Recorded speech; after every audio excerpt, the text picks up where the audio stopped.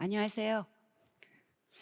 음, 오늘 이 자리에서 지금 현재 웹3의 상황, 제가 보는 SKT가 보는 상황과 그다음에 SKT가 어떻게 준비해 왔는지 지금까지 몇 년 동안 간략하게 얘기하면서 전체적으로 이게 디지털 트랜스포메이션 얘기도 있고 디지털 이코노미 얘기도 있고 AI 얘기도 있는데 한번 연결지어서 생각하는 걸 말씀드려 보겠습니다.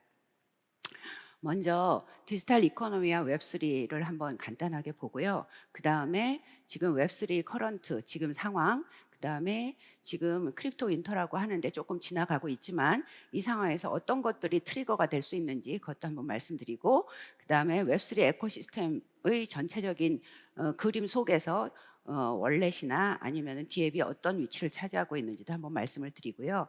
그 다음에 이 지금 웹3 얘기만 하고 있을 수가 없어서 지금 전 세계가 우리나라도 들썩들썩 AI 얘기를 하고 있잖아요. 그래서 웹3에서 AI는 어떤 역할을 하고 이미 쓰여지고 있는지도 한번 잠깐 살펴보겠습니다. 마지막으로 SKT가 준비하고 있는 거 여러분과 함께 나누도록 하겠습니다. 이 그림을 좀 보시면은요. 여기 보면은 이게 2012년이고 28년인데 지금 이 밑에 있는 게 EU 27개국이고 위에가 미국이에요. 그러니까는 유럽과 미국이 전체 GDP 차이가 2조 정도 차이가 났었는데 2012년에 28년에는 약 한 10조 이상 차이가 난다는 그림이고요. 그 다음에 이 그래프는 보면은 프랑스나 독일이나 영국의 전체 GDP가 미국의 2개 또는 1개의 도시와 주와 맞먹는 이런 상황이 되고 있고, 그 다음에 국가별 증시 시가총액은 지금 현재 미국이 41조 달러로 가고 있는데 영국, 프랑스, 독일 다 2, 3조 정도에 머물리고 있습니다. 근데 이제 이거의 근간이 무엇이냐를 생각을 해보면은 물론 여러 가지 이유가 있을 거예요. 고용의 뭐 유연성이라든지 아니면은 그 좋은 학교라든지 기타 등등이 많이 있겠지만 저는 어디에 포커싱해서 봤냐면은 미국의 글로벌 시가총액 30대 기업 중에서 미국 기업이 21개입니다. 근데 여러분 보시다시피 여기 애플이나 마이크로소프트, 알파벳, 아마존 등등이 있는데 이게 2000년에 있었던 회사들도 있고 없었던 회사들도 있고, 그러니까 말씀드리고 싶은 거는 저희가 디지털 이코노미, 디지털 트랜스포메이션을 하는데 지금 선진국이라고 하는 아메리카와 유럽 전체를 놓고 보면은 이게 빅테크 기업들이 나타나면서 그 차이가 점점 크게 벌어지고 있다. 이런 말씀을 드리고 싶어서 이 장표를 끄집어 왔고요. 그 다음에 보면 이제 한국을 봅니다. 이제 한국을 보면은 이게 한국의 디지털 전환과 해외 진출 비준인데 여기 디플정 우수성과 해외 진출 확산의 이제 정부의 방안인데 여기에 사스를 비롯한 소프트웨어 서비스 OTT 메타버스 블록체인이 들어가 있습니다. 그래서 우리 정부가 규제만 하는 것 같지만 그렇지도 않고 과기정통부를 중심으로 해서 분산신원증명이나 NFT 등등의 관련 기술 국제 표준화를 굉장히 힘주어서 추진하고 있다라는 거를 갖다 같이 말씀드리고 싶었고요. 그러면 디지털 이코노미라는 건 뭐고 디지털 이코노미가 이루어지면서 우리는 어떤 한계점이나 뭐 그쵸 좀 아직 마음에 덜 드는 이런 부분들을 갖다가 맞이하고 있는지를 보면 디지털 경제는 ICT로 구성되는 모든 경제적 활동이라고 볼 때 이게 약 향후 10년간 창출된 모든 가치의 70%는 디지털에서 일어난다고 볼 수 있습니다. 근데 큰 잠재력을 갖고 있으나 배제와 불평등한 권력과 부의 집중, 사회적 불안정을 더 악화시킬 위험이 있어서 디지털 경제가 앞으로는 신뢰 기반으로 구축되어져야 된다. 그래서 투명성도 보장이 되고 블록체인의 많은 정신들이 이 밑받침이 되어줘야지 발전함과 더불어서 공평하고 모두 받아들일 수 있는 이런 사회가 될 거라는 이런 의미에서 이 디지털 경제를 한번 분석을 해봤고요. 그럼 웹3란 뭔가? 웹3 뭐 맨날 우리 항상 똑같은 얘기를 하는데 저는 웹3가 투명성과 검열 저항성과 개방성, 데이터 소유권을 가짐으로써 신뢰 인프라를 구축하고 신뢰 인프라의 바탕에서 디지털 이코노미를 이룰 수 있게 해준다라고 생각을 합니다. 그래서 이 블록체인 기반, 웹3 기반의 뭔가 빅테크에 상응하는 새로운 기업들이 출현하면은 지금보다는 조금 더 우리가 이해 가능한 미래를 예측할 수 있는 이런 사회 속에서 살지 않을까 생각을 해봅니다. 지금 현재 웹3의 상황을 좀 보면은 이렇게 보이는 거죠. 지금 거품이 감소하면서 웹3 기업 가치가 오히려 고평가됐던 게 내려오면서 정상화되고 있는 과정인데, 그동안에 그 뭐 개개 다르겠지만은 각각이 다르겠지만 굉장히 크게 고평가됐던 것들이 좀 내려오면서 조금 상식선 안에서 모든 평가가 이루어지고 있다고 보여지고 있고요.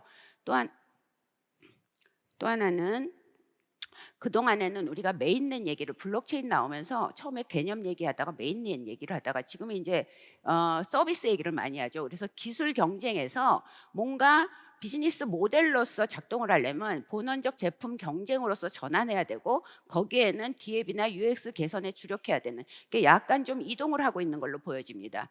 또 하나는 웹2, 웹3 기업 간 협력 모색이 굉장히 활발하게 되고 있고 확대되고 있는 걸로 보여집니다. 그러니까 저희 회사도 마찬가지고 많은 웹2 기업들이 지금 웹3 블록체인 이런 기술이나 서비스에 관심을 가지고 보고 있고 투자하고 뭐 프로젝트를 진행하고 있고, 이런 것들이 굉장히 많이 늘어나고 있고요. 또 하나는 시장 주도 세력이 과거의 트레이더 중심에서 서비스 이용자 중심으로 옮겨가고 있다고 보여지고 있습니다. 그래서 간단히 그래프로 보면은 비트코인 시세가 뭐 21년 고점 대비해 갖고서는 지금 22년, 23년 초에 16,000달러였는데 오늘 기준으로 하면 이거 2배 이상 올랐죠. 100% 이상 상승 중이고, 금리 인상 기조 완화, 규제 편입 등 시장 불확실성이 제거되면 본격적인 제도약이 예상된다고 볼 수 있겠죠. 저도 그렇게 보고 많은 분들이 그렇게 예측을 하고 있습니다. 여기 보면은 이제 그동안에 투자된 개수와 투자된 이제 금액을 보면은 블록체인 부문에 대해서는 VC 투자가 23년 2분기 23.2억 달러로 20년 4분기 최저치를 기록을 합니다. 최저치를 기록을 하는데 거래 건수는 소폭 증가를 하고 있고요. 투자 총액은 계속 감소하고 있는 추세. 그런데 미국이 여전히 블록체인 스타트업의 환경을 주도하고 있는 것이, 투자 완료된 전체 거래의 43%가 미국, VC 기업이 투자한 자본 45%가 미국 기업에 들어가고 있습니다.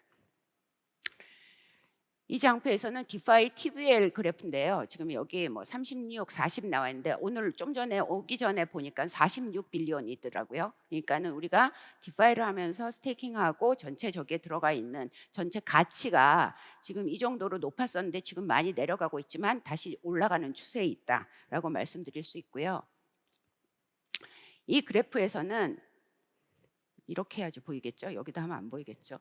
예, 이 그래프에서는 웹3 투자 전체 트렌드를 보는데 우리가 20년 1분기만 하더라도 이게 90%가 전부 다 테크놀로지 기업에 투자가 됐었습니다. 근데 이제 그래프에서 보시다시피 파란색은 점점 적어지고 일로 가면은 이제 파이낸스 쪽에 초록색이 좀 늘어나죠. 그러다가 옆으로 가면은 헬스케어나 아더스, 리테일 쪽이 늘어납니다. 이 얘기는 뭐냐 하면은 기존에 기술만 가지고 이야기하던 많은 테크 기업들이나 스타트업들이 더 이상 기술만 가지고 얘기하지 않고 웹2 기업과 연계하면서 우리가 기존에 있는 산업 전체 포트폴리오 중에서 파이낸스 영역에서도 관심을 가지고 들어오고 있고, 그 이외의 다른 영역에서도 다 지금 진입하고 있다라는 설명이 되겠습니다. 그래서 이제 그 포춘 100 기업 중에서 이 시티뱅크가 가장 활발하게 투자를 하고 있고요. 이 웹3를 얘기하면서 NFT를 얘기하지 않을 수가 없어서 잠깐 넣습니다. 이게 뭐 NFT가 굉장히 중심은 아니지만 그 크게 나이키 사례와 스타벅스 사례를 들 수 있는데, 나이키가 굉장히 영리하게 지혜롭게 좀 진행을 한 것 같고요. 그래서 여기 보면 알티팩트 인수와 다스유스 플랫폼을 런칭하면서 NFT 사업화를 위해서 이제 그 알티팩트를 인수를 했는데, 알티팩트 덕분으로 NFT 판매로 누적 13조 원의 매출을 기록하고 있습니다. 그리고 이 다시우스를 활용해 갖고서는 그 고객들의 접점이나 그 MZ 세대들을 갖다 끌어들이는 이런 활동들을 하고 있고요. 나이키가 굉장한 성공 사례로 보여집니다. 마찬가지로 스타벅스는 우리도 그동안에 우리나라에서 무슨 포인트나 이런 걸 통해 가지고 고객들과 뭔가 소통하려고 했었는데, 이거를 NFT라는 거를 활용해 갖고 고객 경험을 더 살리고 고객이 좀 더 친밀하게 그 스타벅스에 밀접하게 들어오도록 이런 구조를 만든 것이 스타벅스의 지금 NFT 활용 사례라고 생각을 하고 있고요. 여기서 이제 처음에 에어드랍을 하고 나면은 이 아웃포스 1에 대해서 이쪽에서 쭉 진행을 하면서 처음에 에어드롭 받은 사람만이 어떤 권한을 갖고 있고 나중에 제너럴 액세스가 되고 나면은 결국은 실문 제품 경험에 대한 액세스 제공 또는 더 깊은 스토리가 담긴 가상 창작을 접근 권한을 가지고서는 이 사람들을 유인하는 이런 사례가 되겠습니다.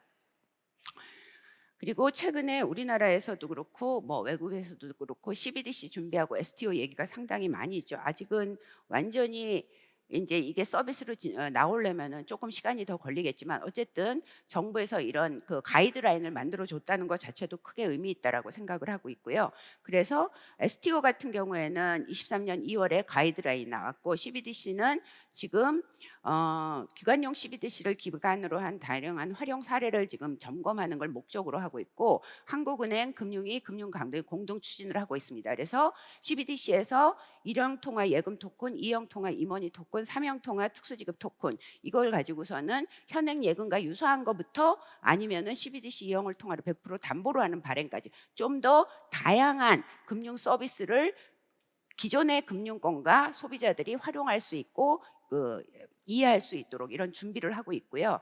그리고 STO도 마찬가지로 토큰 증권 플랫폼을 가지고 기존 기관 투자자뿐만 아니라 개인 투자자 다수도 같이 투자할 수 있는 이런 플랫폼이 내년쯤에는 바로 출시될 수 있는 걸로 각 시큐리티 회사나 은행들이 준비하고 있는 걸로 알고 있습니다.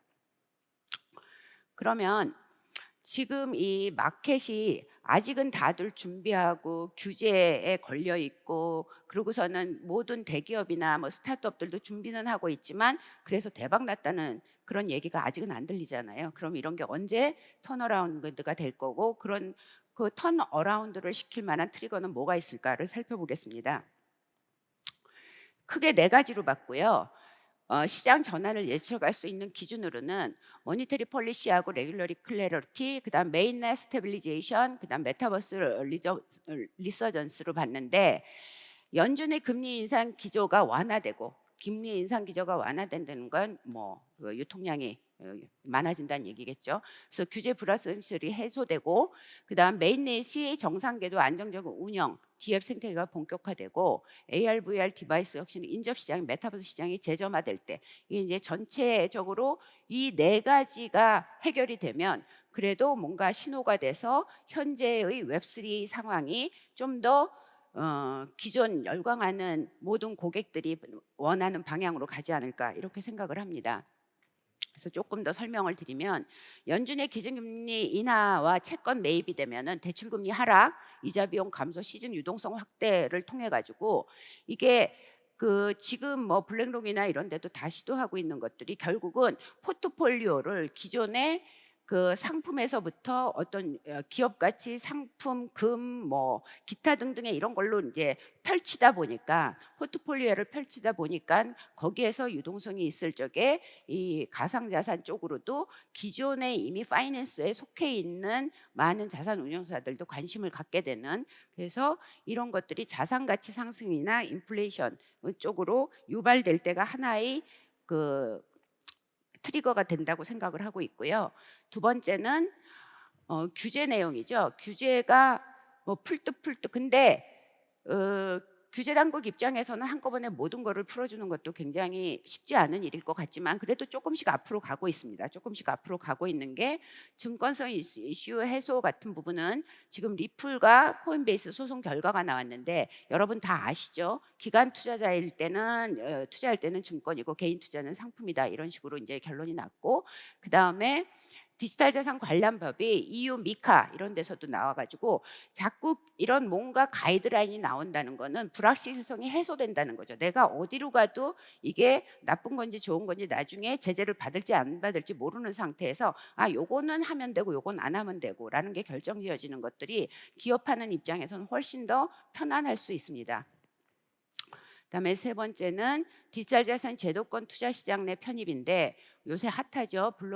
블랙록의 B2C 현물 ETF 신청에 따른 심사 결과가 이제 나오게 돼 있고 그다음에 이게 된다 그러면은 현물 ETF 승인 시 약 30조 달러 가량의 자본이 시장에 풀릴 수 있을 것이라고 생각을 하고 있습니다.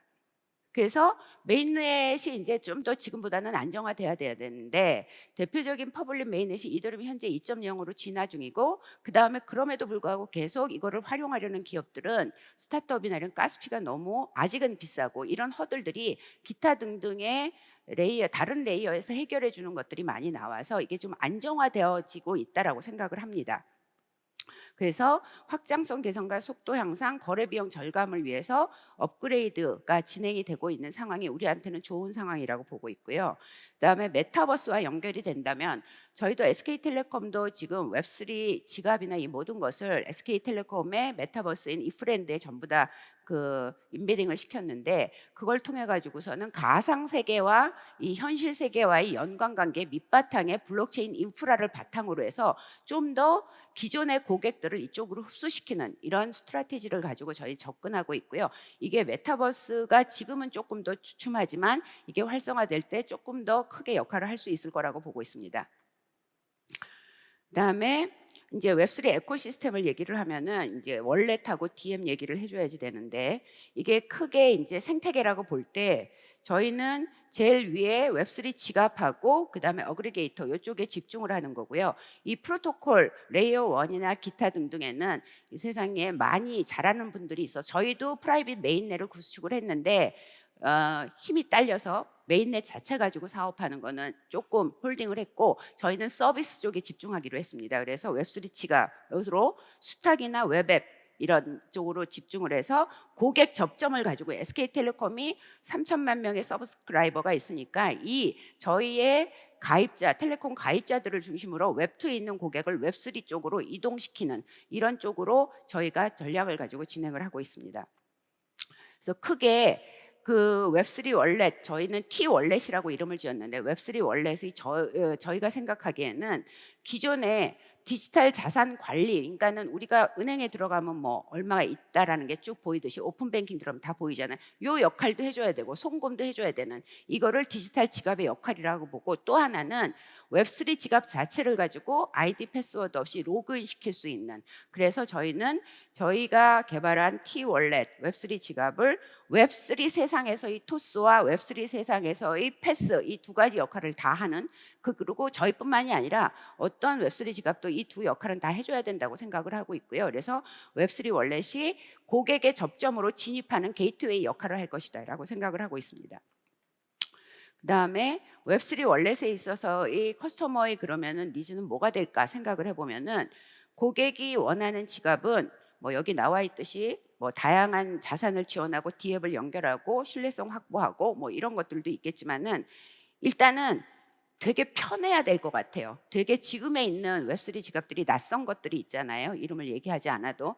그래서 기존에 굉장히 편안하게 이게 접속하는 거 활용하던 사람들한테는 낯설어서 진입하기에 그 허들이 되기 때문에 이런 부분을 갖다가 그 고객 진입점에 있어서 웹3인지 웹2인지를 모를 정도로 UX에 대해서 굉장히 개선이 있어야지 된다고 생각하고 그 부분에 저희는 많이 신경을 썼습니다. 그리고 D앱이 이제 굉장히 많이 이게 런칭이 되어져 있고 지금 뭐 1, 2, 3, 4 순위도 막 나오고 있는데 아직은 D앱 시장이 굉장히 크지는 않은 것 같습니다. 그런데 이제 좀 그 CEO들을 만나보면 D앱 시장이 뭐라 그럴까? 그러니까는 그 웹2에 비해서 굉장히 많이 있는데도 불구하고 그만큼 평가를 받거나 이러지는 못하고 있는 것 같고요. 근데 이런 그 웹3의 그 지갑이나 이런 것들이 좀 더 활성화되면서 보다 많은 고객들이 들어오게 되면은 DF 시장도 더 크게 확대될 것이라고 생각을 하고 있습니다. 그래서 이 AI가 그러면은 웹3에서 어떤 역할을 할 거냐 보면은 이미 하고 있었다라고 생각을 하는데요. 이게 웹3에서 생성 AI의 잠재적 적용 영역이 제너레이티브 아트 NFT 우리가 만들 때 알고리즘에 의해서 이미 만들고 있었고 그 다음에 게임 에셋 제너레이션에서도 이미 이런 것들은 활용이 되고 있었습니다. 그리고 코드 제너레이션 할 적에도 우리가 스마트 컨트랙트에 의해서 이미 쓰고 있었고 그래서 이 웹3와 AI가 동떨어진 것이 아니라 이미 잠재적으로 밑바닥에선 서로 코워크하면서 같이 크고 있었다라고 생각을 하고 있고요. 그래서 웹3 UX를 제너레이티브 AI로 개선을 한다 그러면 훨씬 더 고객 접점이 좋겠다. 우리 사용자 입장에서는 웹2의 그 UI UX에 이미 익숙해져 있잖아요. 그래서 이제 그런 것들을 웹3 세상에서도 똑같이 가서 고객은 사실 이 서비스가 웹2인지 웹3인지를 알 필요가 없고 인지할 필요도 없고 그냥 쓰면 되는 거죠. 저희가 T월렛을 만들어서 지금 런칭을 했는데 T월렛이 웹2인지 웹3인지 고객이 알 필요는 없습니다. 마치 그거는 우리가 클라우드의 구조를 모르지만 클라우드를 다 쓰고 있는 거와 똑같이 웹3도 그렇게 기술적으로 서포팅이 되어야만 고객과의 접점도 늘어나고 활성화된다라고 생각을 하고 있습니다. 그래서 저희는 웹3를 저희가 추구하는 웹3를 인비저블 웹3, 보이지 않는 손의 웹3라고 생각을 하고 있습니다. 이 사례는 그 스와핑을 하는 데 있어서 말로 하든지 글로 하든지 뭐로 얼마만큼 환전해줘 하면은 뒷단에서 알고리즘이 돌아서 바로 그 중에서 뭐가 제일 나한테 적절하고 효율이 좋은지를 찾아가지고 환전해주는 이런 예시를 잠깐 보여드렸고요. 그래서 디지털 이코노미로 간다고 할 때 제일 앞바퀴는 웹3 위드 AI가 앞바퀴에서 또는 앞에서 끌고 뒤에서 블록체인의 많은 기술들이 바퀴를 만들어서 같이 끌고 가는 이런 형태의 구조로 가야지 저희 웹3도 조금 더 고객에 다가갈 수 있고 AI를 활용해서 조금 더 효율적으로 이렇게 친근하게 이 시장이 형성될 거라고 보여지고 있습니다. 그래서 그러면 SK텔레콤이 하고 있는 웹3 얘기를 잠깐 드릴 텐데요. 이렇게 생각을 하고 있습니다. 과거 저희가 이제 네트워크도 다 쌓았고 이랬는데 어떻게 하다 보니까는 빅테크, 웹2 세상에서 빅테크들이 나올 때 저희 한 발 좀 놓친 거라고 생각을 하고요. 그래서 이 부가가치가 높은 시장을 계속 서칭하고 있고 저희의 그 비즈니스 모델을 조금 확대하는 거를 생각을 하고 있습니다. 그래서 SK텔레콤 AI 컴퍼니, 그 다음에 KT는 디지코, 그 다음에 LG U+는 4대 플랫폼 전략 중심 이렇게 간다고 얘기를 하고 있는데 사실 실적을 보면은 이 세 개 텔레콤사들이 텔코, 그러니까는 기존의 이 비즈니스, 기존 전통 비즈니스로 버는 돈은 사실 뭐 40%, 50%, 60%이 정도로 내려갔고 디지털 트랜스포메이션에 의해 가지고 매출이 일어나는 게 그 나머지를 차지하고 있는 상황입니다. 그래서 웹3 시대를 대비해서 선제적으로 시장 대응 차원에서 웹3 인프라와 생태계 구축에 적극 나서는 걸로 지금 하고 있습니다.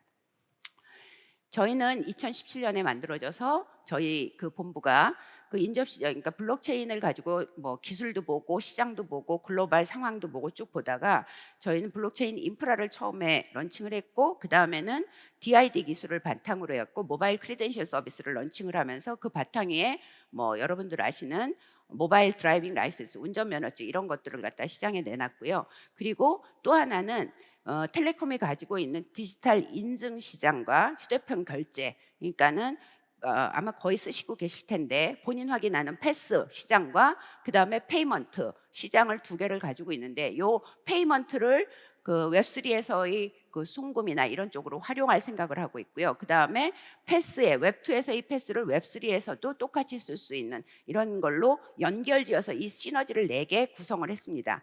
그래서 이 웹3 생태계 거점으로서 웹3 지갑의 방향성을 도출하고 런칭하게 되었습니다. 크게 보면은 저희는 이 세 가지 축으로 이제 생각을 하고 있는데 웹3의 비전을 인비저블 웹3, 커넥팅 파서빌리티즈, 브리징 리얼리티인데 이게 인비저블이라는 건 계속 반복해서 설명드렸다시피 웹2의 UX 편의성을 그냥 그대로 가져가서 고객은 이게 웹3 서비스인지 알 필요가 없는 이 정도로 서비스 프론트 엔드 단에 그 집중을 해야 되겠다라는 생각을 하고 있고요. 두 번째 웹3 커넥팅 파서빌리티는 저희가 가상과 현실에서 그러니까 메타버스와 우리 블록체인 이걸 같이 연결해 갖고서는 그 가상 세계에 있는 것들도 피지컬에서 같이 보고 느끼고 활용할 수 있는 이런 걸 의미하고 마지막으로는 텔레콤이 외부 체인으로 가상 자산을 전송하면서 파이낸스 쪽에 어떤 그 현실과 연계되는 것을 꿈꾸고 있습니다. 그래서 T월렛 저희가 런칭한 T월렛은 웹 베이스드 월렛이기 때문에 다운로드 필요 없고요. PC 모바일을 통해서 이용 가능하고 아무데나 인베디드 될 수 있고 그리고 이미 저희의 메타버스 서비스는 이프렌드에 인베디드 되어져 있습니다. 이프렌드 같은 경우에는 MAU가 이미 몇백만 나오는, 글로벌리 한 40% 이상 MAU가 나오는 데라서 저희는 거기에서 이제 지난달에 런칭을 했는데 거기에서 어떤 성장이 있을지 기대하고 있습니다. 또 하나는 그 정부 당국의 레귤레이션에 맞추기 위해서 KYC 베이스드 월렛이고요. 1유저 1월렛이고, 그래서 뭔가 금융 분야의 파이낸스 쪽으로 협업이나 진입이 조금은 수월하지 않을까 생각을 하고 있습니다. 내국인은 패스앱으로 인증을 하고, 외국인은 한국 밖에 있는 외국인은 여권, 운전면허증, 거주증 가지고 인증을 해서 글로벌리 모두 사용할 수 있게 디자인을 했습니다. 또 하나 이 T월렛은 저희가 그 CQ MPC 같은 기술을 사용을 했고요. 또 하나는 그거보다도 더 내가 갖고 있는 모든 디바이스나 브라우저마다 다른 패스워드를 쓰게 해서 혹시라도 뭔가 패스워드를 잊어버리더라도 리스토어하는 것들이 가능하고 해킹에 굉장히 안전하게 설계를 했고, 그다음에 당연히 접근성이나 이런 거는 좋게 설계를 했습니다. 그 이외에 저희가 탑포트라는 NFT 마켓플레이스를 작년 8월에 런칭을 했는데, 얘는 디지털 아트나 메타버스 엔터테인먼트, 멤버십 이런 쪽으로 활용될 수 있게 지금 만들어져 있고요. 현재는 이프렌드에 연계해서 그 가상세계의 코스튬이나 랜드 같은 것들도 사업할 수 있게 이렇게 연계를 해 놓았습니다. 이게 마지막 장인데, 저희가 NFT 그 마켓플레이스를 열면서 온라인뿐만 아니라 오프라인 상에서도 크게 트래픽이 굉장히 많은 강남역의 미디어폴들이 쫙 있잖아요. 강남역의 미디어폴과 삼성동 코엑스 메가박스 바로 앞에 이렇게 크게 그 미디어폴들을 활용해 갖고서는 저희의 NFT 작품들을 갖다가 전시를 하고 있습니다. 특히 그 코엑스 옆에 있는 데는 화면이 100m 사이즈고요. 100m 사이즈 디지털 사이니지이기 때문에 굉장히 이게 기존에 있는 유저, 리얼리티, 그러니까 현실 세계에 있는 일반 고객들, 웹3를 전혀 모르는 유저들하고도 쉽게 접근 가능하고, 그 자리에서 바로 옆에서 클릭하면은 사고 팔구가 가능할 수 있게 이렇게 저희 NFT 마켓플레이스는 온라인, 오프라인 이렇게 같이 구성을 했습니다. 제가 30분이 저한테 주어진 시간인 줄 알고 왔다가 지금 20분이고 질문 10분 받으라 그래서 막 빨리 했는데요. 좀 요약을 해보면은 이렇게 생각을 합니다. 처음에 제가 서두를 9집이 디지털 이코노미를 꺼냈고 유럽과 미국을 비교한 이유는 그 큰 차이가 어디서 났을까가 이제 궁금했고, 또 하나는 그 큰 차이를 극복하는 데 있어서 여태까지는 미국의 빅테크가 했는데 그럼 향후에는 누가 어떻게 해나갈까라는 거에 대해서 기회라고 생각을 했고요. 또 하나는 지금 크게 보면은 모든 비즈니스가 결국은 이제 파이낸스에서 꽃을 피우고, 이 웹3도 파이낸스가 뭔가 규제가 좀 풀리면서 그쪽에 많은 서비스들이 생기면 훨씬 더 활성화될 거라고 생각을 하는데, 게임이나 뭐 다른 것보다도 파이낸스 쪽에 크게 이게 웹3가 진입을 하면 이게 크게 커질 거라고 생각을 하는데, 그런 의미에서는 기존에 전통 은행이 있고 그 다음에 빅테크를 통한 파이낸스, 뭐 카카오나 이런 데가 있고요, 은행들이 있고, 그 다음에 이제 세 번째 나올 그 파이낸스의 비즈니스 모델들이 블록체인 기반, 웹3 기반이 있을 거라고 생각을 합니다. 근데 이런 시점에서 지금 우리가 뭐 대한민국뿐만 아니라 전 세계적으로 어떻게 준비를 해야지 이 그동안에 빅테크가 누렸던 그 영광을 이 블록체인 기술을 베이스로 한 우리의 웹3 서비스들도 같이 누리고 그거를 갖다가 포용하고 갈 수 있을지, 이런 생각을 하면서 거기에 중요하겠다고 생각한 저희 웹3 월렛이나 디앱, 뭐 생태계, 저희의 전략 이런 것들을 조금 설명을 드렸습니다. 예, 이상 제 발표는 마치고 질문 받겠습니다. 네, 오세연 부사장님 정말 유익한 발표 감사합니다. 굉장히 방대하게 또 글로벌 시장을 분석을 해주시고, 그리고 나서는 한국 시장, 그리고 나서는 SK텔레콤이 어떤 전략을 가지고 있는지를 잘 설명을 해주셨는데요. 사실 시간이 너무 부족해서 죄송합니다. 빠르게 한 가지 질문만 드릴 텐데요. 이게 굉장히 간단할 수도 있고 복잡할 수도 있을 것 같습니다. 지금은 이제 웹3라는 것을 앞으로 가정을 하는 상황에서 생각을 할 수밖에 없는데, 웹3가 도입이 돼서 우리 일상생활에 좀 스며들기까지 부사장님께서 보시기에는 이게 어느 정도 시간이 걸릴 거라고 생각을 하시는지요? 그 아마존이 굉장히 오랫동안 적자였거든요. 예. 그리고 그러니까 대부분의 스타트업들이 성공하려면은 처음에 굉장히 힘든 시간 동안은 투자를 받아서 그게 서바이벌이 되지, 처음부터 거기서 매출을 하고 이익을 내면서 이게 스타트업들이 쭉 커나가는 데는 극히 드뭅니다. 이제 그런 관점에서 보면은 지금 이미 저희는 뭐 한 7, 8년 전부터 굉장히 많은 스타트업들이 나왔고 많이 진입을 하고 있는데, 글쎄요. 앞으로도 몇 년은 더 걸릴 거라고 생각을 하고요. 근데 그게 몇 년이 더 걸려서 얼마나 큰 회사, 얼마나 성공하는 회사가 나올지는 우리가 지금 여기 모여 있는 분들이 지금부터 어떻게 노력을 하고 서로 어떻게 협력하는지에 달려 있을 것 같습니다.